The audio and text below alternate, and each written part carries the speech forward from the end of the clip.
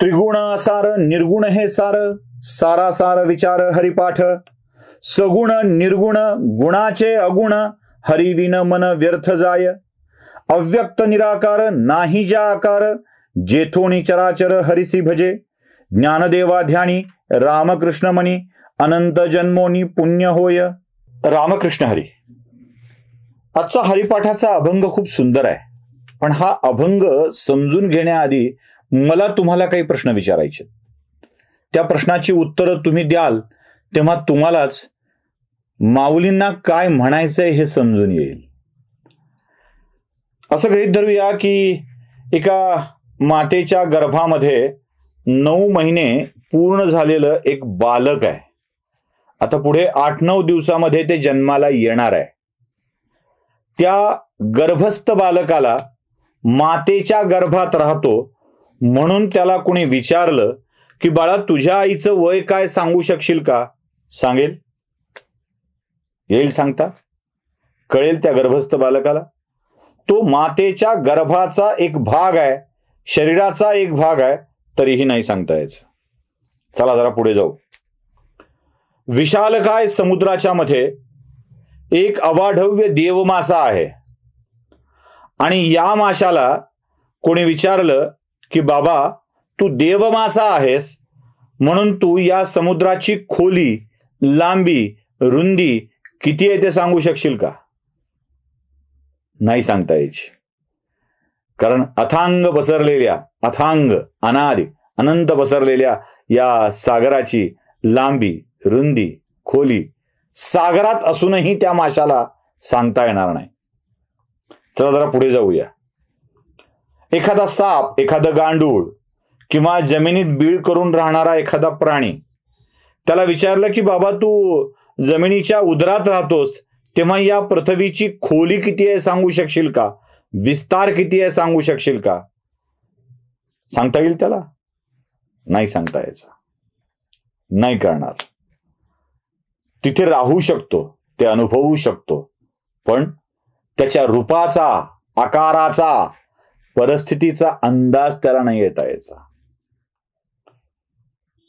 आहे ना असंच? मग ही स्थिती आमची का असणार नाही? आम्ही सगळे त्या देवाचे रूप असून देव सांगू शकतो का? अगदी एक छान गाणं आहे बघा. वेदा नाही नाही कळला अंत पार ज्याचा, कानडा राजा पंढरीचा. जे वेदांनाही शक्य झालं नाही, वेदांनाही नाही कळला अंत पार याचा, कानडा राजा पंढरीचा. वेदांनाही कळलं नाही. जे वेदांना नीट सांगता आलं नाही देव काय आहे ते तुम्हाला आम्हाला कळेल का? म्हणून मागच्या अभंगात जे माऊली म्हणाले ना, दुर्गमाचा भाग सोडाव, वाया घाली दुर्गमा सोडून द्या. मग या सगळ्यासाठी कोणती महत्वाची गोष्ट आहे? कोणती महत्वाची गोष्ट आहे? हरिभक्ती, हरिभक्ती, हरिनाम, नाम जप एवढंच आवश्यक आहे. आता जाऊया अभंगाकडे. त्रिगुण असार निर्गुण हे सार, सारा सार विचार हरिपाठ. त्रिगुण. आता हे त्रिगुण काय आहेत? खूप सोपं आहे. 3 गुण आहेत ज्या गुणांनी शरीर बनलंय. सत्व, रज आणि तम. हे 3 गुण, सत्व, रज, तम. सार काय आणि असार काय आहे? त्रिगुण असार हे 3 गुण ज्याच्याकडे आहेत ते असार आहे. आणि सार काय आहे? निर्गुण. निर्गुण निराकार हे सार आहे. जरा कळतंय? थोडं सोपं करूया. त्रिगुण हे असार आहेत, निर्गुण हे सार आहे, तर हरिपाठ हा सारा सार आहे.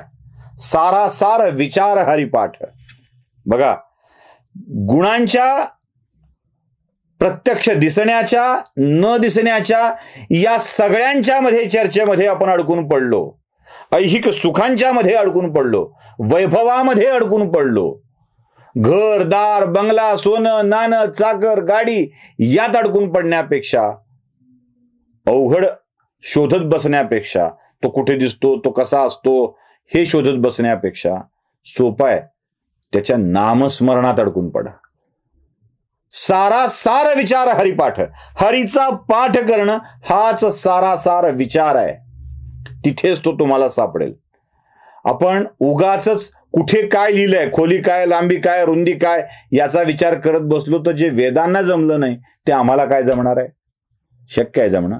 त्यामुळे त्या नादाला लागण्यामध्ये काहीही अर्थ नाही हे माऊली निक्षून सांगतायत. मी पुन्हा पुन्हा सांगतोय, माऊली खूप सोपा मंत्र देत आहेत, खूप सोपा मंत्र देत आहेत. आम्हीच अडकून पडतो पूजेंच्या मध्ये, आम्हीच अडकून पडतो पारायणांच्या मध्ये, आम्हीच अडकून पडतो जपाच्या मध्ये. ती माळ घ्यावी, ध्यानस्थ बसावं, पिशवीत घालावी, मंत्र जपत बसावं, मग इतकी मांडी बसली पाहिजे, अशी बैठक असली पाहिजे, शय्या अशी असली पाहिजे, निद्रा अशी असली पाहिजे. तेच मिळणार आहे ना? पुण्यावरून पुंतांबा करण्यापेक्षा थेट पुण्याला जाणारे बाबांनो, काय उगीच कशा करता? Vasco da Gama cape of good होपला वळसा घालून कालिकत बंदरात उतरला. इतिहासातलं किती वाक्य अवघड आहे. एका मार्कासाठी किती पाठ करावं लागायचं. आणि एवढ्या पाठ करण्यातल्या वाक्यात मला लक्षात यायचं की अरे तो अमेरिकेहून निघाला, केप ऑफ गुड होप म्हणजे आफ्रिकेच्या त्या कोपऱ्यावर त्या द्वीपकल्पाला पूर्ण वळसा घातला, पुन्हा तशाच भारत द्वीपकल्पाकडे आला. किती लांबलचक प्रवास, त्याला मधली सामुद्रधुनी माहीतच नव्हती. आमची त्या वास्को दी गामासारखी अवस्था आहे केरळात आलेल्या. केप ऑफ गुड होपला वळसा घालून कालिकत बंदरात उतरला. तसं आम्ही विनाकारण वळसे घेत जातोय. या सगळ्या वळशांना सोडून द्या आणि सारासार विचार हरिपाठ हे लक्षात ठेवा. सगुण निर्गुण गुणाचे अगुण. खूप छान आहे. गुण शब्दाचा मूळ अर्थ पाश, बंधन असा होतो. गुण या शब्दाचा मूळ अर्थ काय होतो? पाश आहेत, बंधन आहेत. तुम्ही गुणांच्या मध्ये अडकले की पाशांच्या मध्ये अडकले. आणि हे त्रिगुण आपल्याला मोहामध्ये अडकवून टाकत असतात. आपला देह सत्व रज तम या गुणांनी बनलेला आहे आणि जे गुणांनी बनतं ते नाशवंत आहे. जे गुणांनी बनलेलं असतं ते नाशवंत आहे. आत्मा अविनाशी आहे. म्हणून या अविनाशी आत्म्याचा विचार करा, सारासार विचार करा. हरिपाठाच्या नादाला लागा. हरिविन मन व्यर्थ जाय. हे फार आहे, आवश्यक आहे. हरिविन मन असेल तर ते व्यर्थ आहे. मनात हरी असेल तरच ठीक आहे. समुद्रात मासे खेळू शकतात, माशात समुद्र नसतो. समुद्रात मासे खेळू शकतात, जगू शकतात, माशात समुद्र सामावू शकत नाही. हरी हा समुद्र आहे आणि हरिविन जर आपलं मन असेल तर ते व्यर्थ आहे.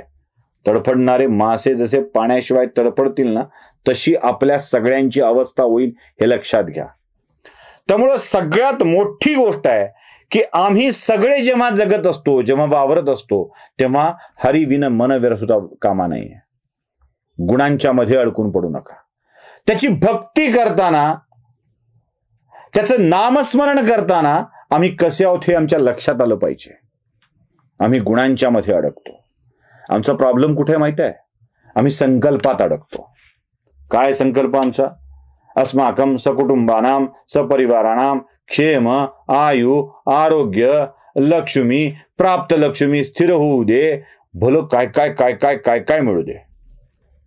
अरे भक्ती करायची आहे ना, मग त्याची करा ना भक्ती ज्याची करायला हवी. पण तुम्हाला ते सुचतच नाही. हा सगळ्यात मोठा प्रॉब्लेम आहे.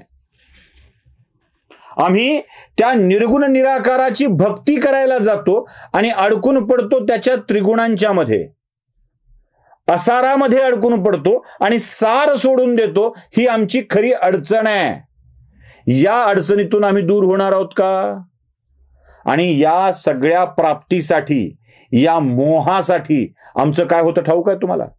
आमची स्थिती अशी येते की या सगळ्या मोहामध्ये अडकत असताना आम्ही उगाचच आमचे लाभ करून घेण्यासाठी वेगवेगळ्या कृत्या वापरत असतो, वेगवेगळ्या गोष्टी वापरत असतो, अवघड करायचा प्रयत्न करतो, महाग करायचा प्रयत्न करतो.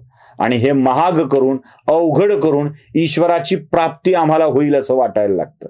अशी ईश्वराची प्राप्ती होत नसते.